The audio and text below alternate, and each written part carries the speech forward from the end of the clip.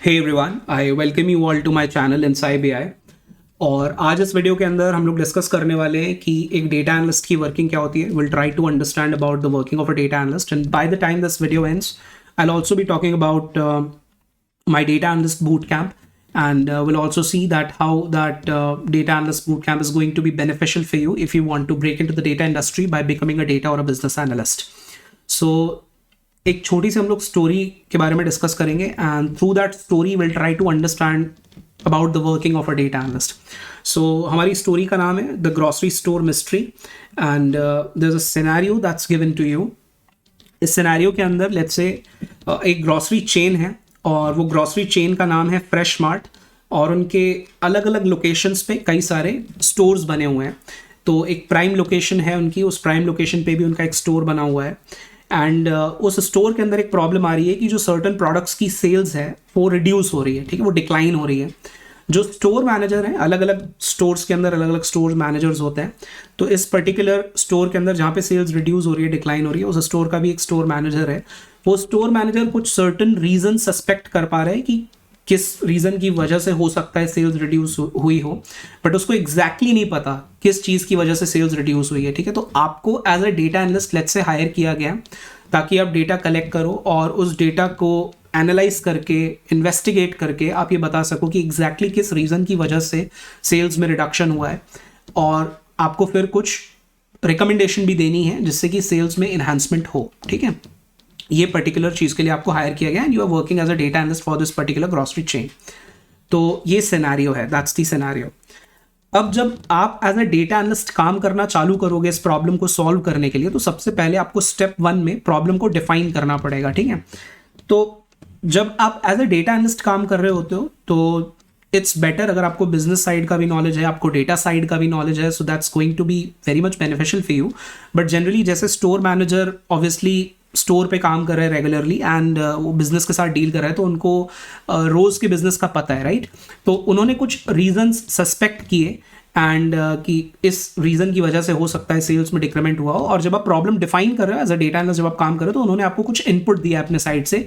उन्होंने let's say आपको बताया कि लेट्स से कस्टमर प्रेफरेंसेस की वजह से हो सकता है कि सेल्स में रिडक्शन हुआ हो, या फिर स्टोर का लेआउट उतना अच्छा नहीं है, हो सकता है उस वजह से भी हुआ हो, या फिर प्रोडक्ट्स की प्राइसिंग की वजह से, या फिर नए कंपैटिटर्स के प्रेजेंस की वजह से जो सेल्स है वो डिक्लाइन हुई हो, ठीक है। उनके साइड से आपको कुछ इनपुट मिला जब आप प्रॉब्लम डिफाइन कर रहे थे सबसे पहले स्टेप के अंदर। अब हमें तो डेटा ड्रिवन डिसीजन मेकिंग करनी है, ठीक है। डेटा के आधार पे, डेटा के बिहाफ पे आप as a data analyst, data के बिहाफ पे आप एनालाइज करके डेटा को ये बताओगे कि कहाँ एग्जैक्टली प्रॉब्लम है, और फिर उसका सोल्यूशन रिकमेंड करोगे। तो सेकंड स्टेप के अंदर आपको डेटा कलेक्ट करना पड़ेगा, राइट। तो लेट्स से आपने कई सारे डिफरेंट टाइप का डेटा कलेक्ट किया, जिसमें से सबसे पहला डेटा जो आपने कलेक्ट किया वो सेल्स का डेटा है। सेल्स के डेटा में लेट्स से जो डिफरेंट प्रोडक्ट्स हैं उनकी कब सेल्स हुई, कितनी सेल्स हुई, क्या रेवेन्यू जनरेट किया उन प्रोडक्ट्स ने, आपने ये पूरा डेटा कलेक्ट किया। देन सेकंड कैटेगरी में लेट्स से आपने कस्टमर डेमोग्राफिक्स का डेटा कलेक्ट किया, जिसमें आपके पास कस्टमर की एज भी है, जेंडर भी है, एंड क्या फ्रिक्वेंसी पे कस्टमर शॉपिंग करता है, तो शॉपिंग फ्रिक्वेंसी का भी आपके पास डेटा है, आपने ये डेटा भी कलेक्ट किया।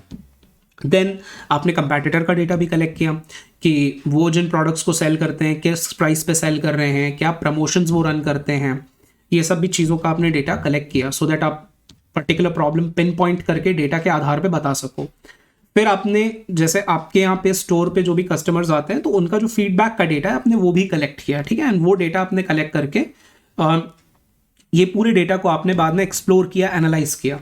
तो जब आपने स्टेप 3 के अंदर इस डेटा को एनालाइज किया, तो आपको ये पता चला कि कुछ ट्रेंड्स हैं, कुछ पैटर्न्स हैं जो आपको डेटा में दिख रहे हैं, और वो ट्रेंड्स और पैटर्न्स को आपने ऑब्जर्व किया। उसमें से कुछ ट्रेंड्स और पैटर्न्स यहाँ पे लिखे हुए हैं, जैसे कि लेट्स से आपने सबसे पहले सेल्स ट्रेंड्स में ये देखा कि जो फ्रेश प्रोड्यूस कैटेगरी है उसमें 25% सेल्स रिड्यूस हुआ है पिछले 6 महीने के अंदर।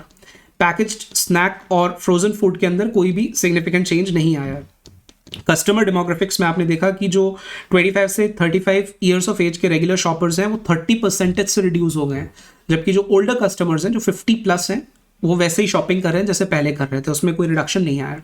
कंपैटिटर एनालिसिस में आपको पता चला कि एक नया ग्रोसरी स्टोर सेटअप हुआ है जो कि फ्रेशर प्रोड्यूस और बेटर प्राइस पे फ्रूट्स एंड वेजिटेबल्स को सेल करता है, जिसकी वजह से आपके स्टोर पे फर्क पड़ा है।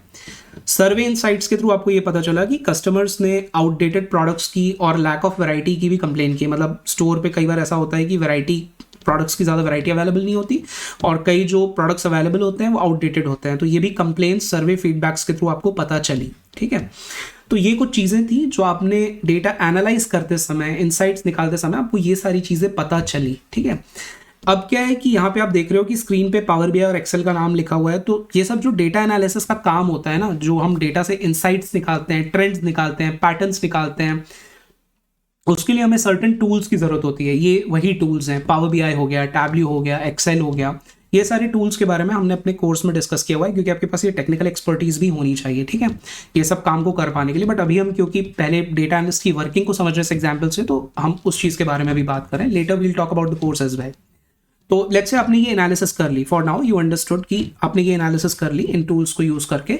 And once you have analysed this data, अब आपको क्या करना पड़ेगा कि इस डेटा को आपको प्रेजेंट करना पड़ेगा। जो भी आपके इनसाइट्स हैं, सॉरी, उन इनसाइट्स को, आपकी फाइंडिंग्स को आपको प्रेजेंट करना पड़ेगा। ठीक है, तो उसको प्रेजेंट करने के लिए आपको डैशबोर्ड या रिपोर्ट बनाने पड़ते हैं। ठीक है, डैशबोर्ड से रिपोर्ट्स बनाने पड़ते हैं। तो डैशबोर्ड से रिपोर्ट्स को बनाने के लिए अगैन आप टूल्स यूज कर सकते हो, जैसे पावर बीआई हो गया या फिर एक्सेल हो गया, टैब्ल्यू हो गया। ये सब टूल्स पे आप डेटा को, जो आपने इनसाइट्स निकाले हैं, जो फाइंडिंग्स आपने की है, ट्रेंड्स, पैटर्न्स आपने निकाले हैं, उसको आप दिखा सकते हो। तो लेट्स से आपने इस एग्जांपल में मान लेते हैं कि आपने पावर बीआई में एक डैशबोर्ड बनाया और उसमें आपने बहुत सारे अलग अलग चार्ट से ग्राफ्स बनाए और उन चार्ट से ग्राफ्स के थ्रू आपने ये पैटर्न्स या ट्रेंड्स को दिखाया, चेंजेस को दिखाया। जैसे कि आपने जो डिक्लाइन है, प्रोड्यूस सेल्स में जो डिक्लाइन है, उसको दिखाने के लिए लेट्स से आपने एक चार्ट यूज किया। फिर आपने जो लो फूड ट्रैफिक है फ्रेश प्रोड्यूस सेक्शन में, उसके लिए आपने एक चार्ट यूज किया। कस्टमर सेंटिमेंट एनालिसिस आपने करके दिखाया, जिसमें आपने नेगेटिव फीडबैक के बारे में बात की कि कस्टमर्स का नेगेटिव फीडबैक भी है प्रोड्यूस क्वालिटी के बारे में। फिर प्राइसिंग कंपैरिजन भी आपने करके दिखाया अपने प्रोडक्ट्स के प्राइसिंग और कंपैटिटर्स के प्रोडक्ट के प्राइसिंग के बीच में। तो इन सब चीज़ों के लिए आपने लेट्स से सर्टेन विजुअल्स या चार्ट्स यूज़ किए। ठीक है, और किसी एक टूल को आपने यूज़ किया। लेट्स से इस एग्जांपल में आपने पावर बीआई यूज़ किया, पावर बीआई में एक डैशबोर्ड बनाया और डिफरेंट चार्ट्स को यूज़ करके ये सारी आपने जो फाइंडिंग्स है ये आपने रिप्रेजेंट की, आपने दिखाई स्टेक होल्डर्स को या फिर मैनेजर्स को, जिनको डिसीजन मेकिंग करनी है।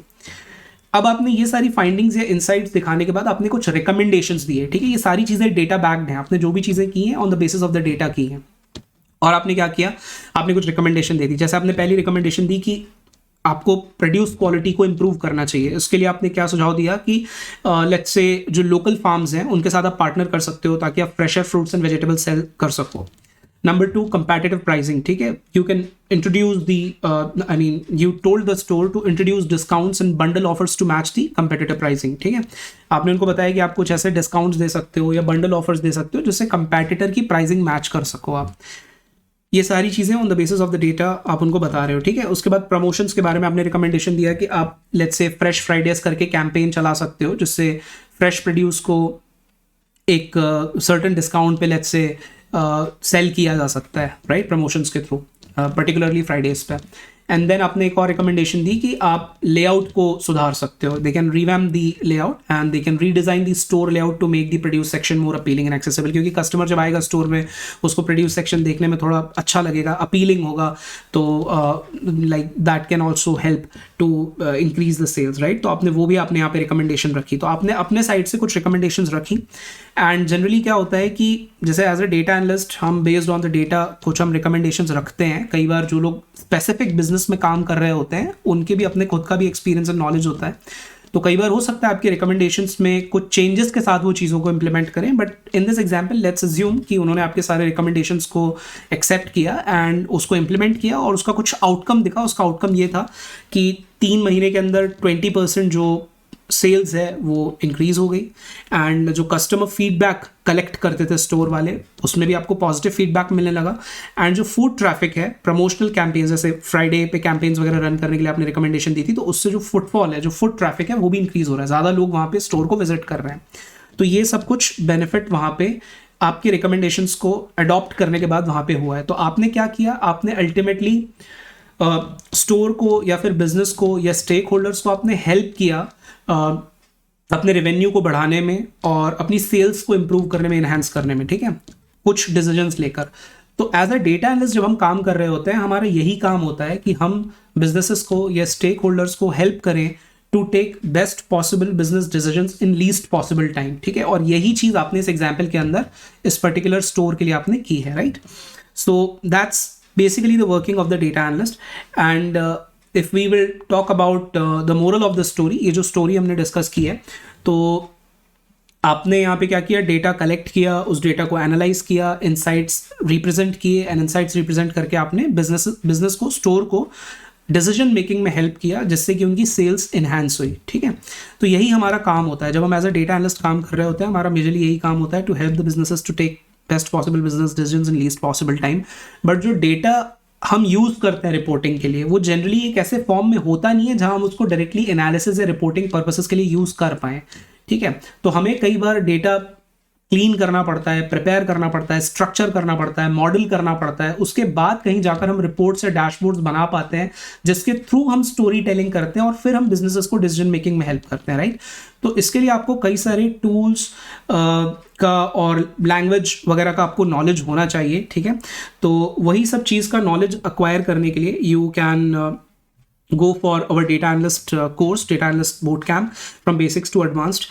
जो भी technical expertise यहाँ पे required होता है, may it be SQL, may it be Python, may it be Power BI, may it be Tableau, वो सारी चीज़ें हम लोगों ने इसमें cover की हुई हैं. So this is the curriculum, and this course is available on Udemy, and the cost is like less than 500 rupees. I'll be providing the link to this particular course in the description box, so you can enroll in this course. And whosoever is willing to break into the data industry by becoming a data or a business analyst, this is the perfect course for you. The rating is more than 4.5, and there are around already more than 14,300 students.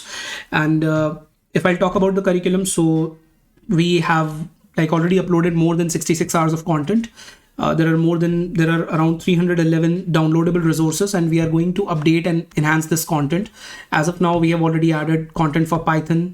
So we have Python, then we have SQL, we have added content for Power BI, we have added content for Excel, we have added content for Tableau, and we are further going to add more content for Tableau and Snowflake as well. So if you want to break into the data industry by becoming a data or a business analyst, this is the perfect course for you, and you can enroll in this course. Also, 1 महीने का refund भी allowed होता है. So if you want to try this course out, so you can just enroll in this course, right? So I hope this video was helpful, and we will meet in the next session. We will discuss about other topics, other important topics, and we will take more examples to understand more about storytelling, decision making, and work of a data analyst. I'll be uploading more videos on my YouTube channel on various topics like concepts related to Power BI and Tableau, BI fundamentals, scenario based questions, and so on, right? So I hope this video was helpful. We'll meet in the next session. Till then, thank you. Bye bye.